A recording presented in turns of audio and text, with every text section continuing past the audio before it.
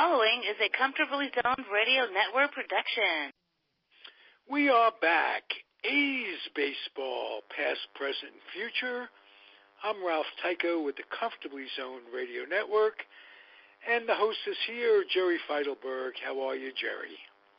I'm doing great. How about yourself, Ralph, on a rainy day? On a rainy day in Northern California, it ain't all that bad because the rest of the country has had a nightmare of a winter.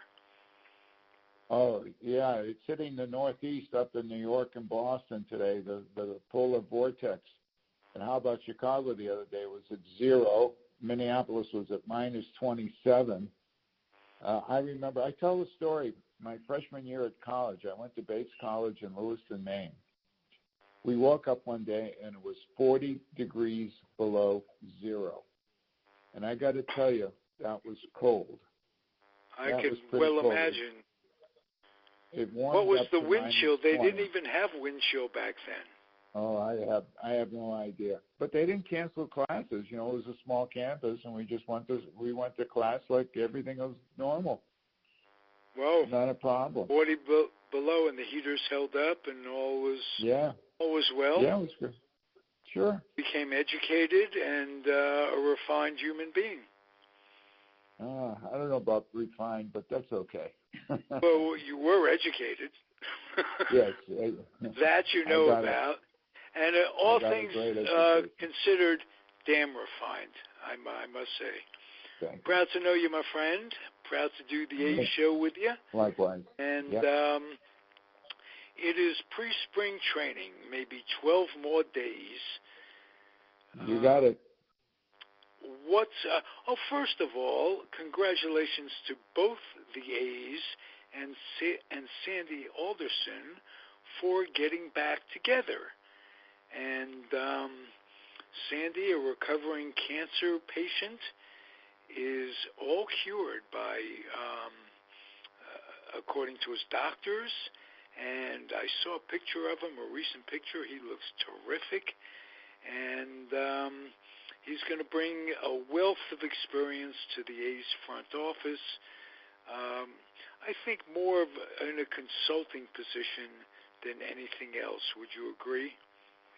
Oh, I would agree with that. I was on the A's medical staff when Sandy was the general manager. He was the general manager up through the 1997 season, and in the 1998 season, he became the president of the team, and Billy Beane became the general manager. So Beane views him as a mentor, and every now and then, when I was over at the clubhouse, I would talk to Sandy. And I said, where are you from? And he said, nowhere. I said, what do you mean nowhere? Everybody's got to be from somewhere. And he said he was a military brat. His father was in the military, and they moved every 2 or 3 years. So he was from nowhere. He just went to a bunch of places. And, of course, as you know... He himself was a Marine Corps veteran. He went to Dartmouth, if I'm not mistaken. He went to Dartmouth, and I told him that I went to Bates, and he said, oh, my son applied to Bates, but I don't think he's going there. So that was kind of nice. And he served in Vietnam, one tour of duty in Vietnam. Right. So he joined as the general counsel, and just his acumen was really great. And the funny story is at the end of the 98 season, the last game of the 98 season, I had to bring some stuff or do something with the trainers over at the club, and the last game had ended, and I was leaving the clubhouse, going up the stairs to the parking lot, and Sandy was coming down, and I said, I'll see you in spring training. Well, 3 days later, he announced that he had left the club and was becoming baseball's number 3 man at that time in the 1998 season. And then and I haven't talked to him or seen him since. So it's been 20 years, 21 years. Hope to see him again. Maybe he'll recognize me. Don't know. Yeah, well, he probably will. You're a pretty unforgettable guy, my friend. Okay. One of the other stories I have about Sandy. Let me interject. He parlayed the job in Major League Baseball to the head head of the New York Mets, led them to the World Series. 2015. Yeah, did some great things, brought on, and more than just bringing him on, he got the money from the Will Ponzi's to bring Cespedes in. And yeah, well, the Wilpons, they took a beating in the scandal with Bernie Madoff. They lost a ton of money, and they couldn't do anything with the club for a number of years. Fortunately, I guess they regained some of their money and they're able to put it into the Mets. So, and the Mets. Bud Selig puts Will Ponzi on the finance committee of Major League Baseball after all of that. So it's a good old boy network, friends taking care of friends all the way along the line. And it's nice to see that Sandy will have something to do in retirement, because as we can contest, you see people that reach a certain age, whatever that age is, and they decide to retire. A lot of them die with nothing to do. They die very quickly. They either drink themselves to death or depression sets in. You got to have something, and we're both good examples of senior citizens that keep it going, keeps your head going, keeps your mind in it, keeps your spirit up. And I'm glad he gets the chance to do that. And I'm glad he gets to do it where he started out in Oakland. Yeah, me too. But who are you calling a senior citizen? I really wasn't referring to myself. I must admit. But I have to tell you, when I sold the store and I started doing, and I got credentialed with the A's and the Giants back around 2005, and then I hooked on with sports radio service in 2010. Being able to go to these venues, being able to go and sit in the press box and meet all the people that come through. I think I told you when the Dodgers came in, I was having dinner with Ray Fosse and Amari P. Gonzalez, and Rick Mundy comes over, and Oral Hershiser come over to the table. I'm a fan as well as a reporter, and it was exciting for me. And I told you a long time ago you were the original Walter Mitty. Thanks. Yeah, in a sense. And right? Not only am I Walter Mitty in sports, but I'm Walter Mitty with my lovely lady Isla Loeb, who's sitting right next to me. Oh, well, put her on. We'll say hello to her. Hi, how are you? Hey, I like the fact that you're nice enough to give up the company of your man on a regular basis to talk to us baseball fans, we baseball fans, us baseball fans, me, and the world. How about that? Thank you, Isla. Well, he loves it, so why shouldn't he? Well, those are the words of a good mate, to support whatever it is that your fellow mate has as their passion, and not be jealous of it, and come together when you come together on what you come together on. And you're nice enough to give him the freedom, as Tally does me, my lovely beloved, or whatever you want to call her, my sweetie. She does that with me, and I do it with her. I appreciate her art and what she does, and she appreciates what I do, and makes for a good couple, and it makes for keeping the fires burning a little bit. Well, Jerry supports the things I do also, so it works both ways. Absolutely. He speaks very highly of your accomplishments. And just so I don't have to freeze at a hockey game again. Oh, that was one of our most unusual experiences. The first year that Isla and I were going together, we went down to spring training. And that was in Phoenix, and it's warm, and we had a lovely time, and she got 2 foul balls. And I told her I'd been going to baseball games for 60 years and never came close. And in one week, she got 2. And one lady almost lost her hand. Not me. But, so that was kind of fun. And we did. She had never been. Tell to us the hockey game story. Yeah, she had never been to a hockey game. But I'm going to interject this. I have been in London in the wintertime, in December and January, and I was warm there compared to the hockey game. So I was doing Sharks hockey at the time, and I asked the Sharks for 2 tickets to a game, and they complied.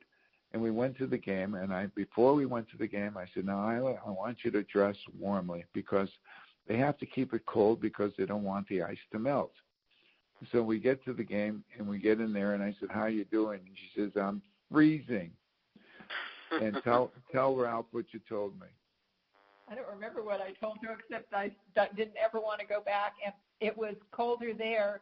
I mean, the snow doesn't melt in England in December and January, so it was cold there, and it was staying frozen. I couldn't understand why the ice had to be so cold. What she said is, she said, "You told me it would be cold, but I didn't think it would be that cold."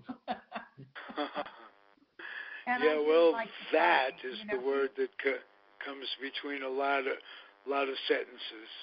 That. Being a mother, I didn't like the fighting, and I kept saying to Jerry, "Why are they fighting?" He said, "They can fight for 5 minutes." No, they get 5-minute penalty for fighting, and they can cool down in the penalty box. I thought you said they could fight for 5 minutes. Oh, then I misinterpreted that. Thank heavens, my mother instincts are reprieved. Well, actually, some of these fights take longer than 5 minutes. Yeah. They let them go, but they get all their aggressions out when they fight, and I think it's good for the sport. Well, things happen so fast on the ice. Those guys are unbelievable.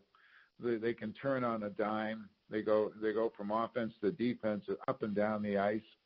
And they're they're banging on the boards, and they're clunking each other. I remember, this is a long time ago. I was living in L.A. I went to see the Boston Bruins play the L.A. Kings, and the Bruins had a guy by the name of McKenzie, and this guy is spearing him as they go up the ice. McKenzie turns around and takes the stick and clunks him over the head with it. It opened up his scalp. The guy was bleeding all over the place. Of course, it was a game injection for McKenzie. But that's how serious it can be with the fighting. And they probably got suspended. I don't remember. But, that stick can be a weapon at times. Absolutely. And but it's a very exciting sport.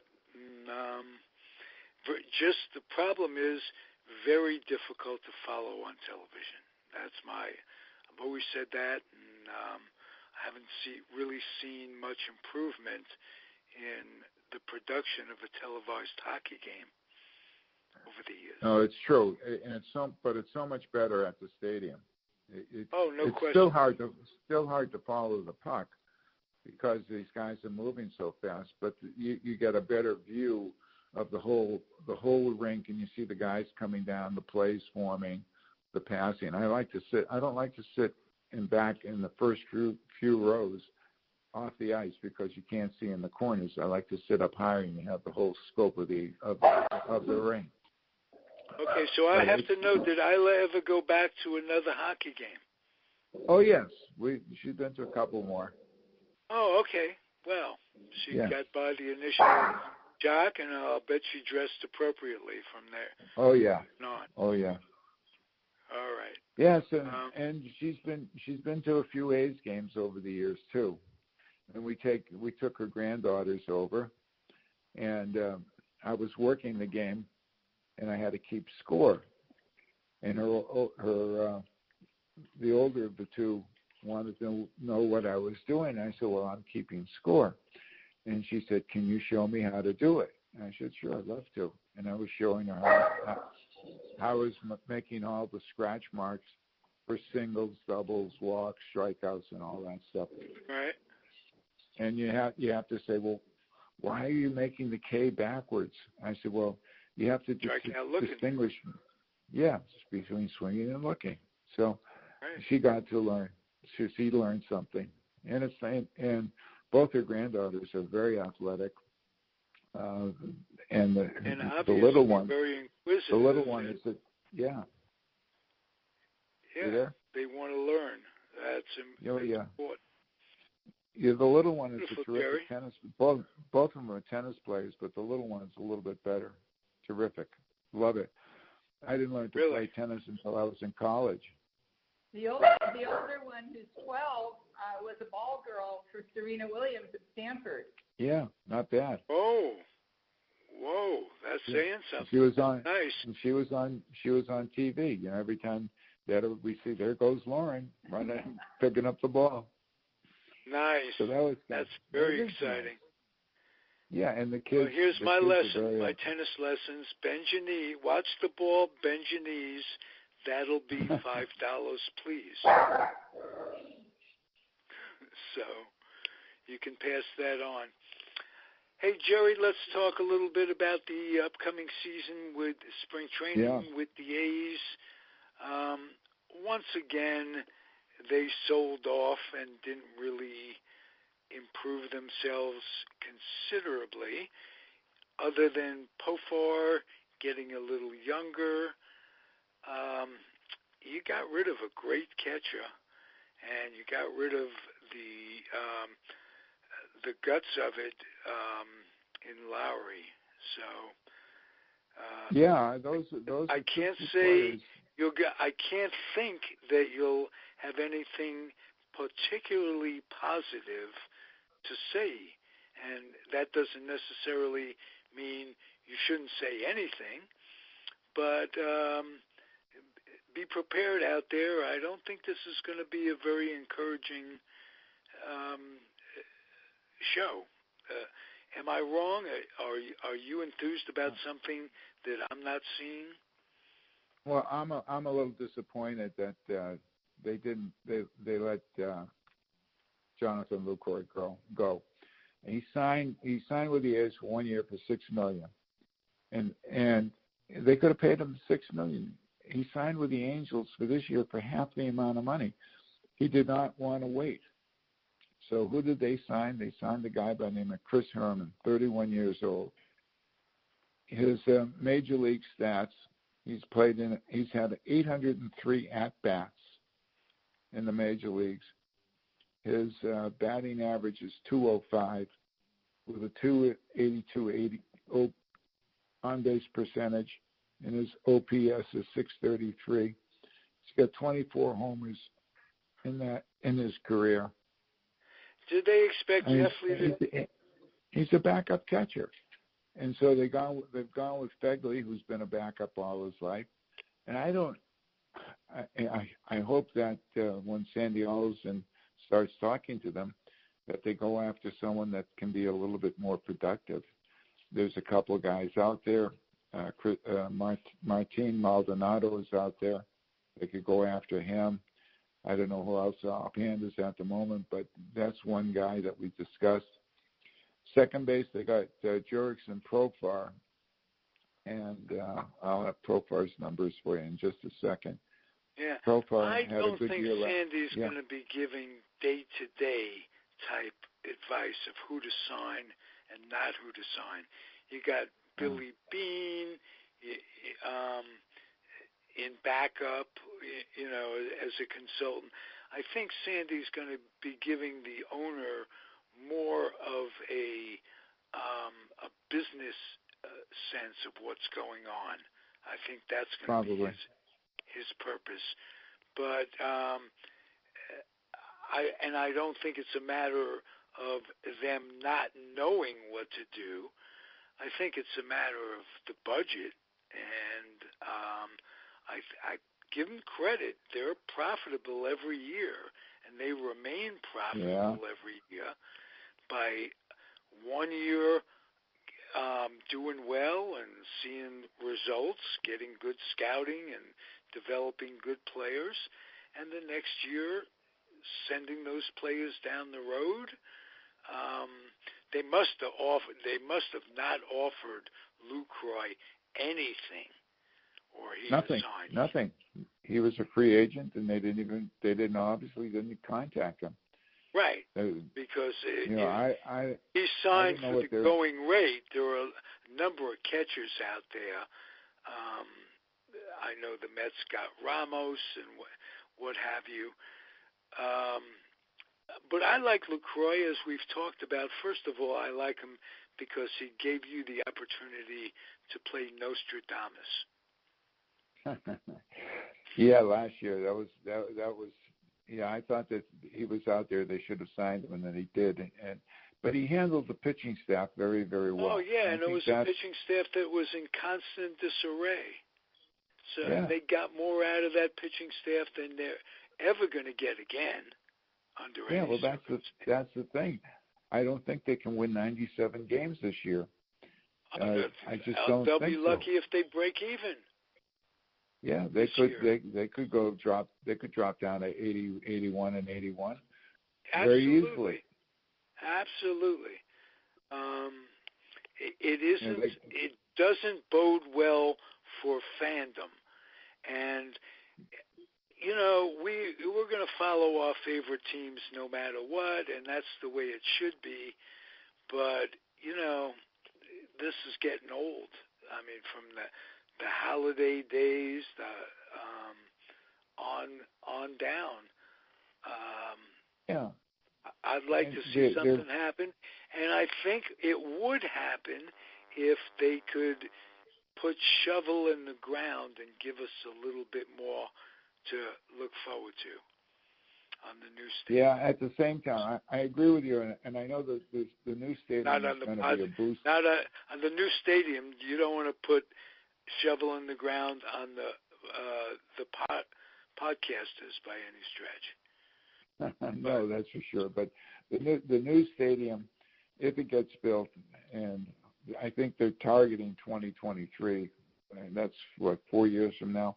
It'd be lucky if it's done by that time. But I'd like to see them firm it up first before you talk how long it's going to be.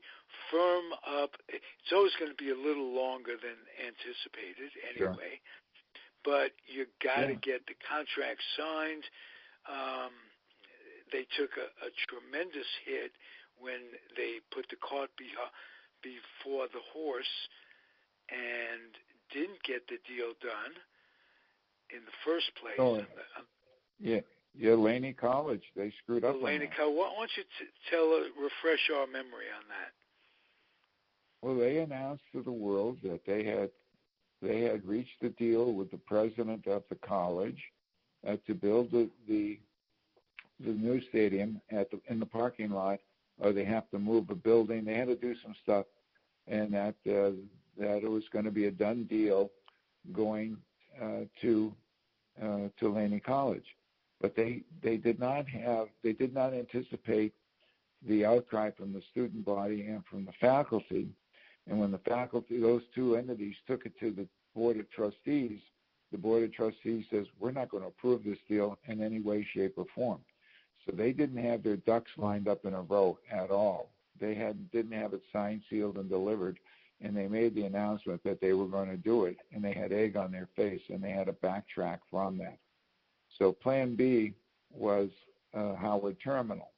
And as we've discussed many times, it's in an industrial area, and it's a working port, and they have to deal with the Port of Oakland, and they have to get the signatures for the sale of the land to the A's, and that hasn't happened yet as far as I know. I'm sure that there are negotiations, but they haven't firmed it up. So right now, that's where we are on the stadium. It's not a done deal. Wasn't there some glib in the paper, or maybe you told me about it earlier in the day or the week, about the 12th Street BART hookup? Yeah, they want to build a gondola from I think it's 11th Street all the way over to the port. I don't know if it's a mile and a half ride. They said they can handle 6,000 people an hour to get over there, so they can get probably a couple hours before game time. They get 12 to 15,000 people from the BART station over there, plus whatever parking. So that might be adequate to handle it. So is that a separate fare from BART? Are they going to charge for that? I don't know. I don't have the details on that, but that's a good question. Are they going to be charging for that? BART wants no part of it, so it would probably be a private enterprise. And when you say a gondola, is that like a ferry? It's when I like picture a gondola, I picture an Italian guy in Venice. No, trying to keep that thing from rocking over while he sings a song.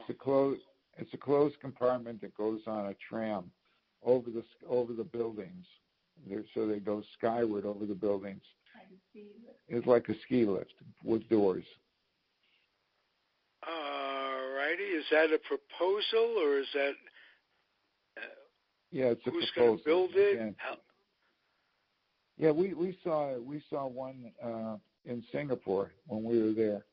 A huge gondola went through a building, if you can imagine. They had a space for it, and the gondola went straight through the building, transporting people from place to place. Wow. Oh yeah. New age stuff. So Jerry, is this a proposal, or is this something that they're thinking about?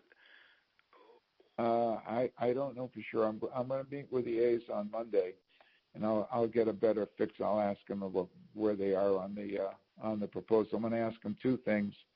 One is what's going to happen with the radio station, and the other thing will be the standing where the building of the stadium and all the plans are at this point in time. So I'll have a better fix on it Monday. Talk about it next week. Well, the radio station is no small potatoes. We have no deal in place with either an AM. I thought it was bad when we had FM last year. Now you don't have anything. Well, a lot of the younger people will listen on their computer, which is fine. And of course, when they stream it on their computer, it goes all over the country. But it neglects all the people during drive time, people driving home who are listening to the game or driving to work or wherever, or in their place of business where they don't have access to a computer, but they like to listen to the ball game. Those people are going to be shut out. And well, with devices being like they are, I get my baseball on the radio on my little device. So I get the Mets games, I get the A's games, and what have you on the device. So maybe they're counting on that. Yeah, Sirius XM has a package. MLB.com has a package. That's the package I take is MLB.com, and for $20 a year, I get literally every game, home and road, that's played all year round. So if you want the Red Sox, you can get it. If you want the Yankees, you can get it. You can get every game. It's streamed, and so that's the new world. It's the new way of doing stuff. Just like I used to send my kids email, but they didn't answer it. They respond to texts a lot faster. So now I learned to text. It's just the way it is. We have to adapt as we get older. The new technology, it's everywhere. I still have a string and two cups and a string. That's how I can. Yeah. That's how we do it. Oh, yeah. Owned radio network, as a matter of fact. Well, don't you remember when you were a kid and we had portable transistor radio, portable radio. Oh, absolutely. Take to the beach. And it was the size of a bread box. You would listen to it.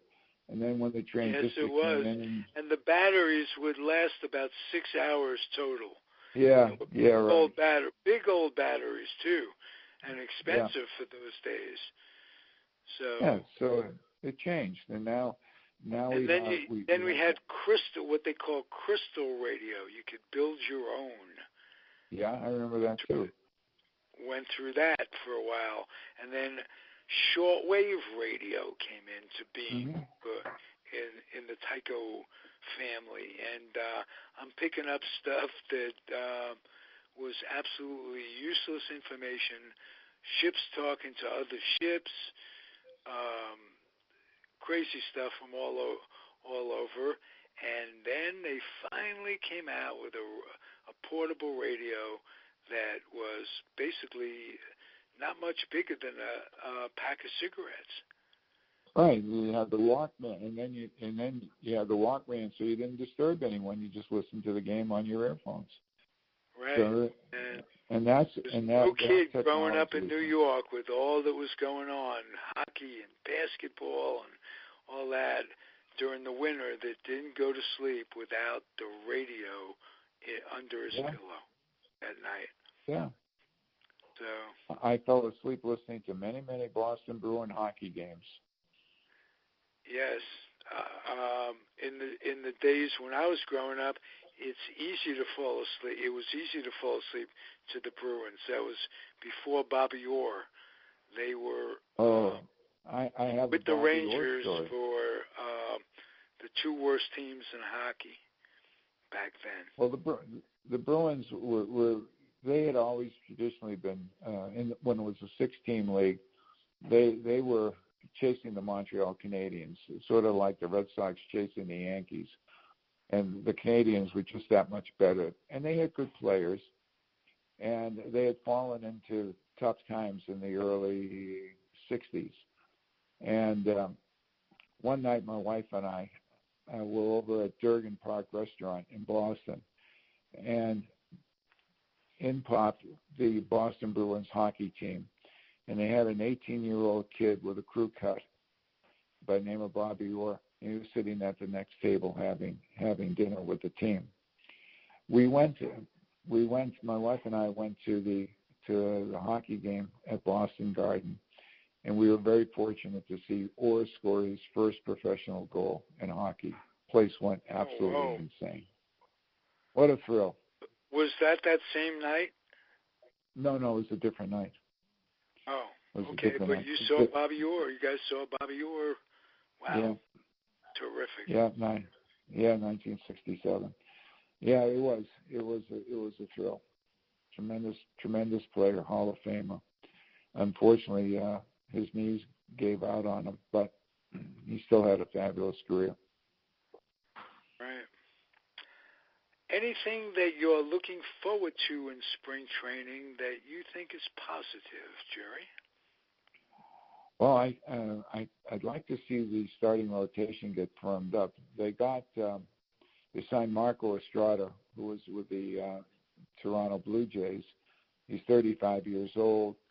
I don't know how much he's got left in the tank. One of the guys that they should have signed and haven't signed him yet is Edwin Jackson. He was very serviceable for them last year. The A's do not have an ace on their staff. Mike Fiers they signed for 6 or 7 mil for 2 years. He's a good number 3 or 4 starter, but he's not an ace. They just don't have one.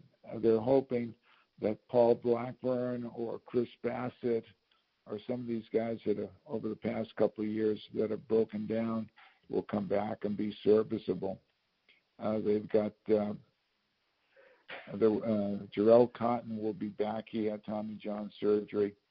They expect him back maybe in July. Their bullpen looks pretty good. They've got the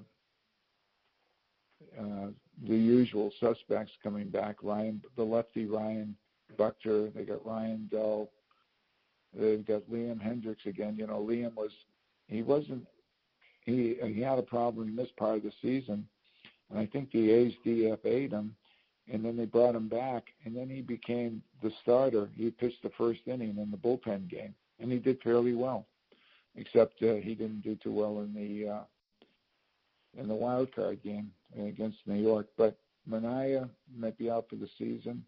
Mengden, who, if he can stay healthy, is okay.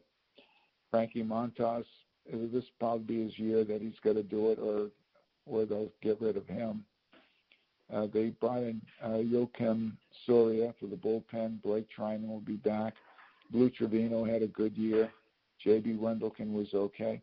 So they've got a good bullpen, but they need starting pitching. Familia won't be back. Familia went back to the Mets. Familia went back, yeah, he's gone. But they got Fernando Rodney, so he'll be their right-handed setup guy. Yusmeiro Petit will give him some service. So they got guys in the bullpen that can perform. And who knows? They might have bring up a young player. They might they got a guy that they're talking about bringing up as a catcher from the minor leagues. Is supposed to be pretty good. So we'll see. We just don't know. That's about it. Any way you look at it, spring training means the end of winter. Yep. It'll be nice. They'll be there in 12 days, and the first game of the season, the first game of the exhibition season starts February 21st. That's in 20 days. Today's the 1st of February. In 20 days, we have the first game. So and that's how as you close and I it is. both know, time goes a lot faster as the older you get. So before you know it, they're going to be there. And are you guys going down this year to spring training?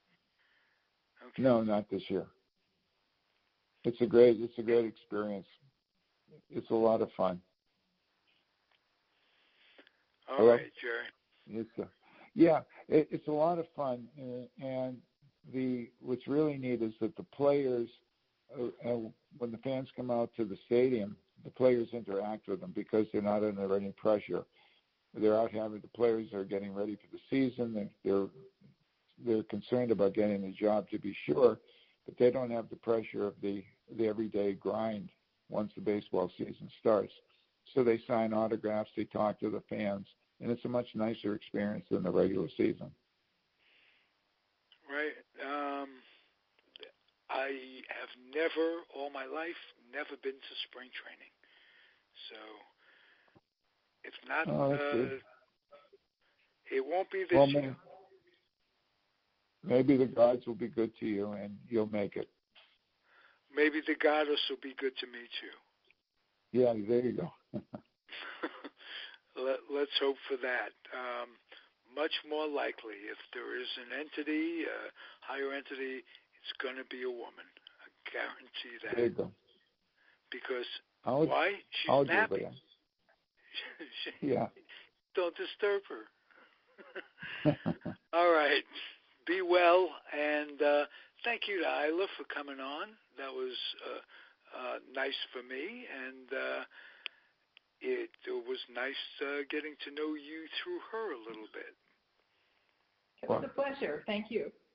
Oh, you're still with us. All right. Beautiful. I'm glad. It's a small house. Anything you want to tell?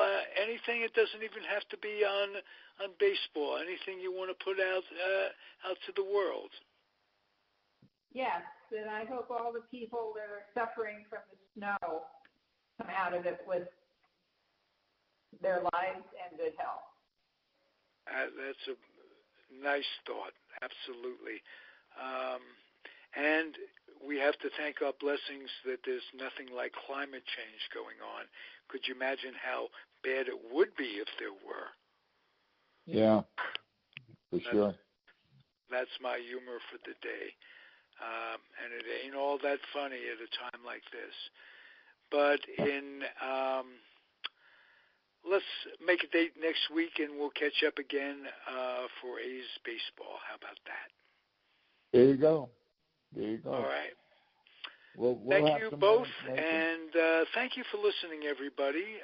This is the Comfortably Zoned Radio Network, and if you enjoy our offerings on any level, would you be kind enough to box up some new or lightly used children's books and take them down to the Head Start program wherever you are? The more books you bring them, the more the kids need them. makes them school ready, develops an imagination, gets their noses out of the computers and the devices, and it'd be a wonderful thing to do. Just keep in mind, the people that are in need of the Head Start program really need it, because things are the way they are. There isn't much for social programs in the day and age in which we live. So do that. It'll make you feel good, make me feel good, because I know you're doing it. And thank you, everybody. Be well, and adios. See you later. Bye-bye. The proceeding was a Comfortably Zoned Radio Network production. Thank you for listening.